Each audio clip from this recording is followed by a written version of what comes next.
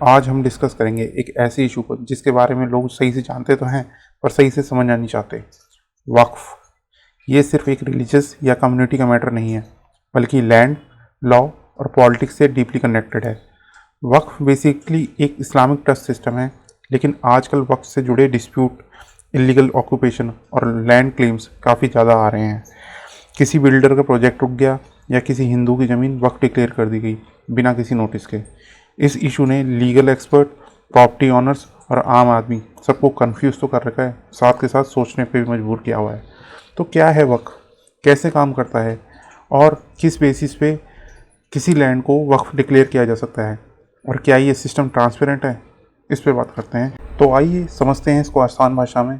ये आपके current affair से रेलिवेंट भी है और आपके लिए इम्पॉर्टेंट भी। वक्फ का मतलब होता है किसी चीज़ को परमानेंटली अल्लाह के नाम पर डोनेट कर देना।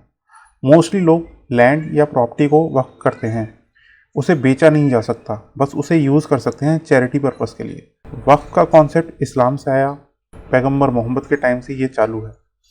इंडिया में वक्फ इंस्टीट्यूशन मुगल टाइम से एग्जिस्ट करता है। वक्फ बोर्ड एक स्टैचुरी बॉडी है, हर स्टेट में एक होता है जो वक्फ प्रॉपर्टी का रिकॉर्ड रखता है।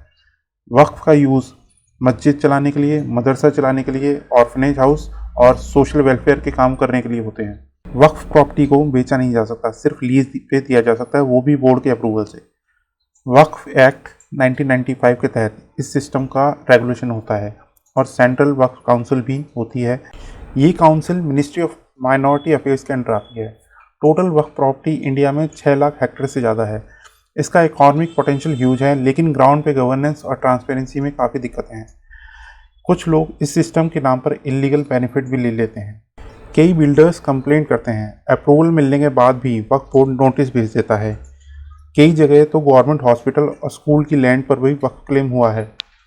ये सब केसेस कन्फ्यूजन और फेयर क्रिएट करते हैं। लोग प्रॉपर्टी में इन्वेस्ट करने से डरते हैं। सबसे बड़ा प्रॉब्लम होता है प्रूफ ऑफ ऑनरशिप, क्योंकि वक्फ डिक्लेरेशन में ज़्यादा ट्रांसपेरेंसी नहीं होती। लैंड ओनर्स को कोर्ट या ट्रिब्यूनल जाना पड़ता है, जो एक लॉन्ग और एक्सपेंसिव प्रोसेस है।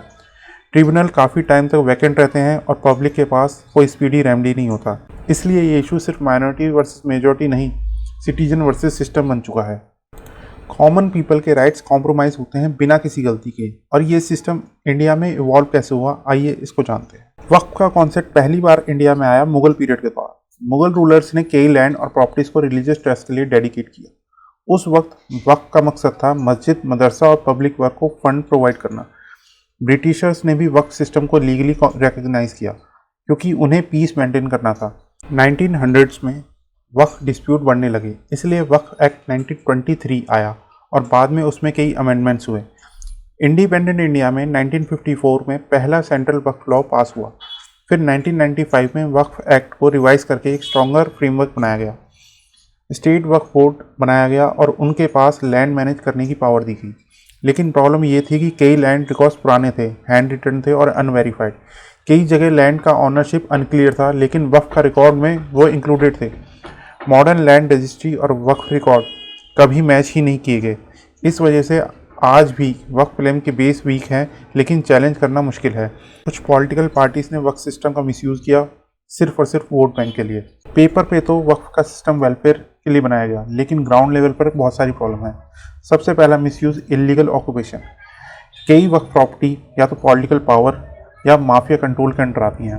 बोर्ड मेंबर खुद या रिलेटिव्स के नाम पर लीज ले लेते हैं और बहुत कम पैसे पर। रेंट का पैसा बोर्ड तक नहीं पहुंचता या अंडर रिपोर्ट किया जाता है। कई मदरसा या मस्जिद सिर्फ नाम के लिए रजिस्टर्ड होते हैं, एक्टिविटी ज़ीरो होती है। प्रॉपर्टी से पैसा कमाया जाता है, लेकिन उसका ऑडिट नहीं होता। सेकंड प्रॉब्लम, बोर्ड में ट्रांसपेरेंसी की कमी है। मीटिंग के मिनट पब्लिक नहीं होते। कोई आरटीआई फाइल करे तो डिले या वेग आंसर दिया जाता है। तीसरी दिक्कत है फेक वक्फ क्लेम। कई जगह गवर्नमेंट या प्राइवेट लैंड को वक्फ रिकॉर्ड में दिखाया जाता है बिना नोटिस के। लैंड ओनर को नोटिस भी नहीं मिलता, डायरेक्टली रिकॉर्ड में चेंज हो जाता है। पब्लिक डेवलपमेंट प्रोजेक्ट डिले हो जाते हैं, हॉस्पिटल, रोड सब इसमें अटक जाते हैं। कई ऑनेस्ट इमाम और केयर टेकर्स भी कंप्लेन करते हैं कि उन्हें टाइम पर पैसा नहीं मिला, उनकी पेमेंट रोक रखी है। बोर्ड फंड का मिसयूज़ होता है, लेकिन चेक करने वाला कोई नहीं है। ऑडिट रिपोर्ट फाइल ही नहीं होती, और अगर होती भी है तो एक्शन नहीं लिया जाता। सिस्टम में अकाउंटेबिलिटी का सीरियस क्राइसिस है। वक्फ ट्रिब्यूनल कैसे काम करते हैं और उनमें क्या प्रॉब्लम है, इसे समझना जरूरी है। वक्फ से जुड़े डिस्प्यूट को रिजॉल्व करने के लिए गवर्नमेंट ने बनाए हैं वक्फ ट्रिब्यूनल। इनका काम होता है डिस्प्यूट सुनना और डिसीजन देना land claims, rent, occupancy issues पर। लेकिन ये ट्रिब्यूनल कई बार जस्टिस डिलीवर नहीं करते टाइमली। कई स्टेट्स में ट्रिब्यूनल एक्टिव ही नहीं है, जज अपॉइंट ही नहीं हुआ। जहाँ एक्टिव है वहाँ भी हियरिंग में डिले, बायस जजमेंट के एलिगेशन लगते हैं। ट्रिब्यूनल के पास सिविल कोर्ट जैसा पावर है, लेकिन अपील सिर्फ हाई कोर्ट में होता है। ट्रिब्यूनल के रिकॉर्ड ऑनलाइन नहीं होते, डिसीजन एक्सेस करना मुश्किल होता है। लैंड ओनर्स के पास कम रिसोर्सेज होते हैं और वक्फ बोर्ड की लीगल टीम बहुत पावरफुल। कई बार ट्रिब्यूनल के मेंबर्स पॉलिटिकल और रिलीजियस बायस के एक्यूजेशन में रहे हैं। ट्रिब्यूनल के डिसीजन के अगेंस्ट अपील करने में ईयर्स लग जाते हैं। आम आदमी फ्रस्ट्रेट हो जाता है क्योंकि उसकी प्रॉपर्टी स्टेक पर होती है। लैंड रजिस्ट्री डिपार्टमेंट कुछ कहता है और वक्फ बोर्ड के बीच में कोऑर्डिनेशन बिल्कुल नहीं है। एक सिस्टम में लैंड प्राइवेट दिखाई गई है, दूसरे में वक्फ, और यहीं से कन्फ्यूजन क्रिएट होता है। इसी वजह से लोग कोर्ट के चक्कर लगाते लगाते थक जाते हैं और फाइनल में आखिर में उन्हें कोई रिलीफ नहीं मिलता। ट्रिब्यूनल का पर्पस था फास्ट ट्रैक जस्टिस, लेकिन आज वो एक प्रॉब्लम बन चुका है। 2025 में गवर्नमेंट ने इंट्रोड्यूस किया वक्फ अमेंडमेंट एक्ट, जो अब पास भी हो चुका है। इसका एम था ट्रांसपेरेंसी और अकाउंटेबिलिटी को बढ़ाना। इस अमेंडमेंट के बाद वक्फ बोर्ड को कुछ नए ऑब्लिगेशन दिए गए, जैसे ऑनलाइन रिकॉर्ड्स और एनुअल ऑडिट्स करना। लैंड एक्विजिशन और कंपनसेशन रूल्स को भी क्लियर किया गया ताकि पब्लिक प्रोजेक्ट्स बीच में ना रुकें। बोर्ड मेंबर्स की अपॉइंटमेंट में मिनिमम क्वालिफिकेशन को फिक्स किया गया ताकि पॉलिटिकल अपॉइंटमेंट्स कम हो। हर स्टेट को अपना वक्फ रिकॉर्ड को डिजिटाइज करने का ऑर्डर दिया गया, लेकिन ग्राउंड लेवल पर इम्प्लीमेंटेशन अभी बहुत स्लो है। ऑडिट रिपोर्ट पब्लिक नहीं होती, आरटीआई रिप्लाई करने में डिले होता है। कुछ एक्टिविस्ट कह रहे हैं कि अमेंडमेंट बस कॉस्मेटिक चेंज है, रियल रिफॉर्म नहीं। पॉलिटिकल पार्टीज भी इस बिल पर डिवाइडेड हैं, कुछ ने अपोज किया, कुछ ने सपोर्ट। अपोजिशन का कहना है ये अमेंडमेंट वक्फ ऑटोनॉमी को वीकन करेगा। वहीं सपोर्ट वाले बोलते हैं कि पब्लिक लैंड के इंटरेस्ट के लिए ट्रांसपेरेंसी बहुत ज़रूरी है। अमेंडमेंट के बाद कुछ स्टेट में प्रोटेस्ट भी हुए, स्पेशली वेस्ट बंगाल और तेलंगाना में। वहाँ लोगों ने बोला कि उनकी रिलीजियस राइट्स इन्फ्रिंज की जा रही है।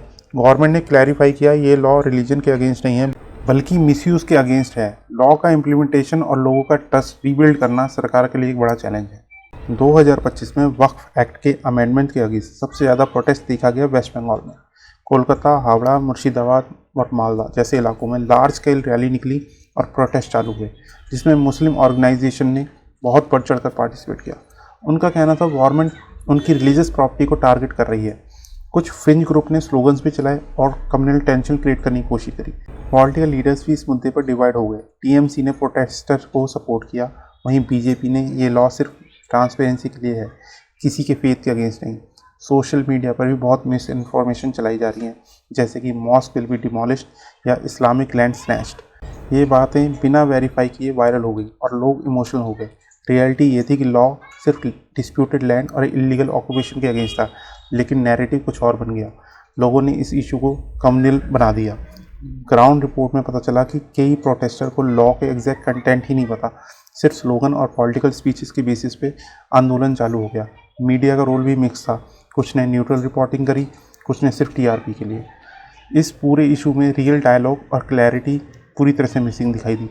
वक्फ बोर्ड ने भी खुद भी कॉन्ट्रडिक्टरी स्टेटमेंट दिया, कभी सपोर्ट में कभी अपोज में। ये बताता है इस सिस्टम के अंदर भी कन्फ्यूजन है और लीडरशिप में क्लैरिटी नहीं है। प्रोटेस्ट ने लॉ एंड ऑर्डर को चैलेंज किया, कम्युनल हार्मनी को रिस्क में डाला। इस इशू का सोल्यूशन क्या हो सकता है, क्या रिफॉर्म्स जरूरी हैं, अब ये समझते हैं।